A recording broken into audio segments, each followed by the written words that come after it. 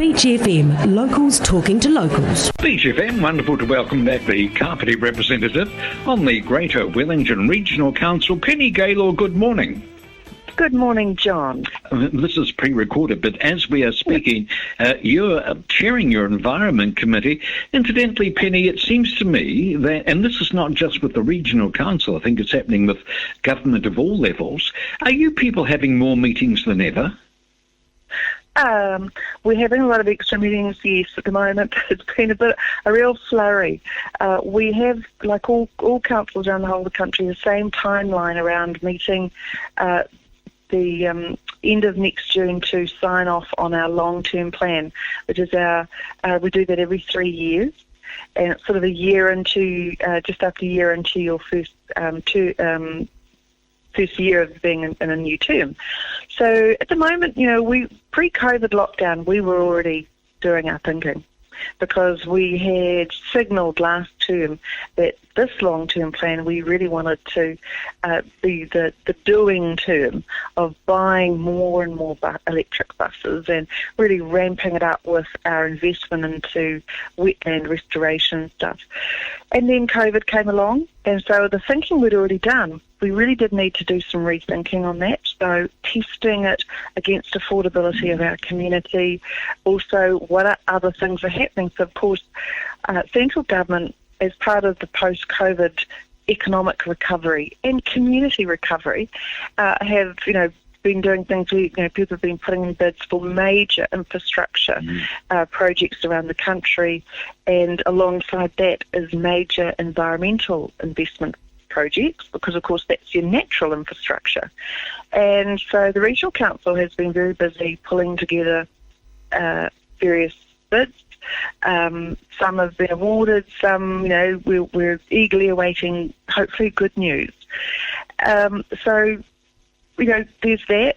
There's also, we have our fire tour processes. So in my Environment Committee that I'm chairing as we speak, I'll be having an oral update on the various phasing of that, because of course Kapiti Coast fire tour starts next year. Yeah. And at the same time, that we've got this fire tour project, which is about essentially our water catchment areas, breaking our Wellington region not into the mapped out boundaries as defined by Local Government New Zealand or Government New Zealand Inc., but actually, how did Mother Nature define the boundaries, and what kind of water catchments have been created? And of course, the Kapiti Coast, is a water catchment area, and we'll be looking at bringing in as a project that we've been doing around other parts of the region, starting off next year, usually about a 2-year project.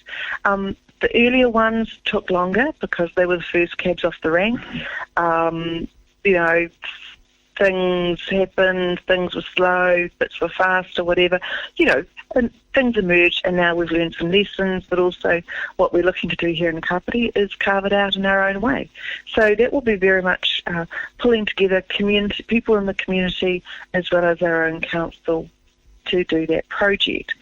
So yes, having an update on all the kind of the timeline of that today, and that fits also in amongst a very big undertaking at the moment, which is the actual freshwater changes in freshwater management or freshwater reforms across the whole of New Zealand. So on Tuesday of this week, I was actually over in Masterton attending the Greater Wellington Regional Council's Farming Reference Group, and a significant part of our sort of half-day meeting with representatives of different aspects of farming in our region, very much talking about what are the principles and the signals we're getting around the changes to freshwater management of our rivers, our streams, our creeks, our estuaries, how all this will then collide with our fire tour process. So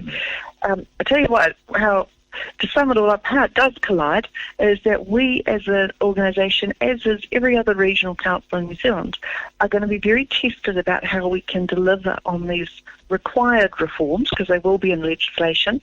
That legislation hasn't been done yet, but it will be. And at that point, we'll be going, we actually don't have the capacity to deliver as is required, in terms of certainly the signals that have been clearly put out around certain things that have to be achieved by certain deadlines.